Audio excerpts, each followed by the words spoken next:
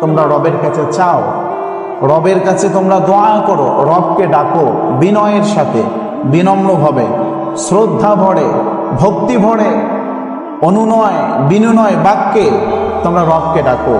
কারণ রবকে যখন তোমরা ডাকো, আমার রব হচ্ছে সব থেকে বড় লজ্জাশীল। সুবহানাল্লাহ বলেন।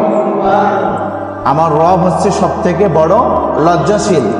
রাসূলুল্লাহ বলতেছেন যে তোমরা যখন রবের কাছে চাও, রব নিজে লজ্জাবোধ করে, তার লজ্জা অনেক। কারণ বান্দা যখন রবের কাছে চায় ভিক্ষুকের ন্যায়, কিসের ন্যায়? ভিক্ষুকের ন্যায়। তার মানে পৃথিবীতে আমরা যারা বসবাস করি আমরা সকলেই ভিক্ষুক। আমরা সকলেই কি?